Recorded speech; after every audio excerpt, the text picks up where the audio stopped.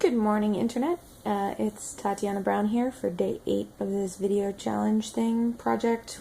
Not really sure what we're calling it, but I'm doing it still. Here's to dedication. Today I am going to talk to you about, well, the first thing that I want to say is it's my little sister's birthday. And little is a ridiculous thing to say because what I mean is it's my younger sister's birthday, but I've never been able to not call her my baby sister or my little sister or whatever, and actually she's her own person, very much and somebody that I don't ever get to talk to enough. But happy birthday, Maggie. I love you. So I want to tell 2 stories about Maggie and I today because they are embarrassing and true and prove some things that I think are interesting about memory. The first is, many of my friends know this, when I was, I want to say 6, I was, my mom was out for a moment, and I was doing some arts and crafts, and I got curious and took a giant, maybe the size of a pea, multifaceted green plastic bean and stuck it up my nose. I was trying to see if it would fit. I don't know. It was a choice.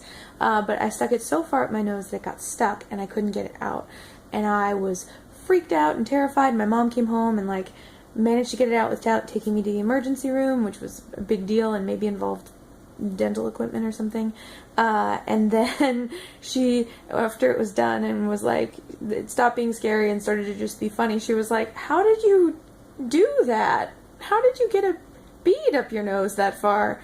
And I was embarrassed. So what I did was I said, "Maggie did it," which I thought was less embarrassing than me having done it myself, which of course was hilarious at the time. For a very long time, my mom looked at me and was like, "So let me get this straight. You let your 4-year-old younger sister stick a bead up your nose. That's what you did." And I just sort of went with it, and it became one of the funnier family stories, the kind of thing that everybody tells every now and again. You're on the Thanksgiving table or whatever, and you get to the storytelling part of the evening, and we got, the time that Maggie stuck a bead up Tatiana's nose. And I knew that it wasn't true the whole time, and I lived with that lie until Maggie's high school graduation. We're sitting at a fancy dinner to celebrate with my aunts and uncles and my grandparents and my mom, and we get to the storytelling portion of the evening, and we get to, "Hey, remember when when Tatiana let Maggie stick a bead up her nose?" And I just cracked and was like, "You know what?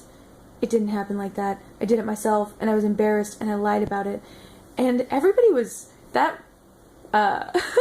was a lot of "What are you? What?" It shifted the ground of what our family actually, what family history was, in a way that I wasn't expecting. But more importantly, my little sister Maggie looked at me and was like, "I didn't? You've told me that story so many times. I've heard that story so many times. I remember doing it. How could you?" And the second one, so I broke my little sister's memory, because I was embarrassed as a 6-year-old. That's one story. And then the other one that I want to tell is much shorter. Maggie and I were sharing a fold-out bed on a night in a hotel room when I think she was 11 and I was 13 or something like that, 12 and 10, who knows. And around 6 o'clock in the morning, she rolled over and nuzzled up next to me and whispered in my ear, looking very much still asleep, "This is how you steal all the covers." And then she punched me in the face and took the covers and rolled away. And I told her about it the next morning, because I sort of just laid there in shock. Told her about it the next morning, and she was like, "Oh, wow, I don't remember that." And that became a family story. Years and years later, Maggie admitted to me, I'm outing her to the world right now, that she was awake when she did that. She just socked me in the face because of blankets. So you love somebody when they still get the "I will pick up the phone no matter what" treatment, years after getting punched in the face over blankets. Maggie, I love you. Happy birthday. I'll probably make another one of these videos tomorrow.